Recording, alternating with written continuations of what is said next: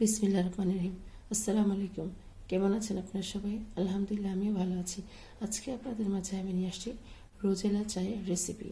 তো আমরা দুধ চা, রং চা সব চাই তো খেয়ে থাকি। এখন আজকে আপনাদেরকে আমি রোজেলা চায়ের রেসিপিটা তৈরি করে দেখাবো।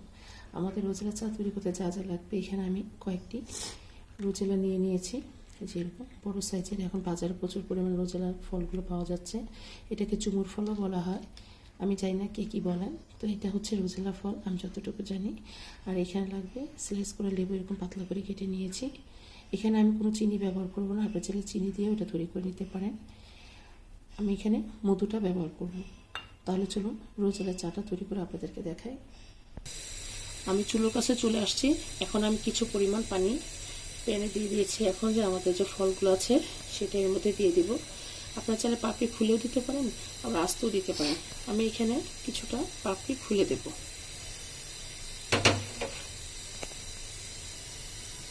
এই যে দেখুন, ঠিক এভাবে পাপড়িগুলো আমি খুলে নিচ্ছি এভাবে করে। আপনার চাইলে আস্ত করেও দিতে পারেন। আমি পাপড়িটা খুলে দেব, দিয়ে দিচ্ছি। আমি 4টির মতন দেব, তাহলে আমার এখানে 2 কাপ চা হবে। খুবই সহজ একটা রেসিপি। এই চাটি অনেকটা উপকার।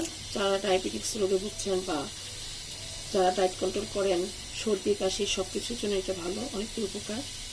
এটা আমরা বলক আসা পর্যন্ত তাহলে অপেক্ষা করি। এই যে দেখুন, আমাদের চাটা প্রায় বলক চলে আসছে। কালারটা মাশাআল্লাহ দেখুন কত সুন্দর আসছে। এই চা তৈরি করতে কোনো চা পাতার প্রয়োজন নেই, এক্সট্রা কোনো দুধের প্রয়োজন নেই। ঠিক এভাবে চাটা তৈরি করে নিতে হবে। এখন আমরা এটাকে নামিয়ে ছেঁকে নেব। তাহলে চলুন আপনাদেরকে নামিয়ে ছেঁকে দেখাই।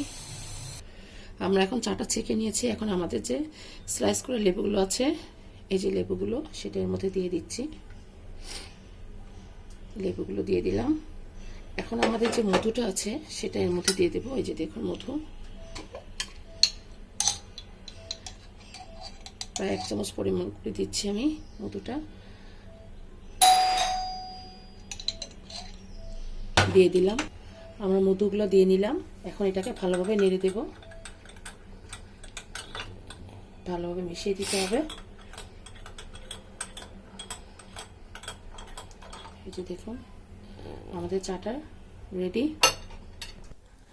তৈরি হয়ে গেল আমাদের মজাদার রোজেলা চায়ের রেসিপি। মাশাআল্লাহ, আলহামদুলিল্লাহ, দেখুন দেখতে কত ভালো লাগছে। এখন যেহেতু শীতকাল, সবারই সর্দির সমস্যা, ঠান্ডা কাশির সমস্যা, আপনারা অবশ্যই একবার হলে এই চাটা তৈরি করে বানিয়ে খেয়ে দেখবেন। সব সমস্যা ইনশাল্লাহ আস্তে আস্তে সমাধান হয়ে যাবে। তো আমার এই রোজেলা চায়ের রেসিপিটা আপনাদের কাছে কেমন লেগেছে আমাদেরকে অবশ্যই কমেন্টে জানাবেন। আর আমার জন্য দোয়া করবেন, আমি যেন আপনাদের মাঝে রেসিপি নিয়ে আসতে পারি। তো আজ এই পর্যন্তই। আপনারা যে যেখানে আছেন ভালো থাকেন, সুস্থ থাকেন। আল্লাহ হাফেজ।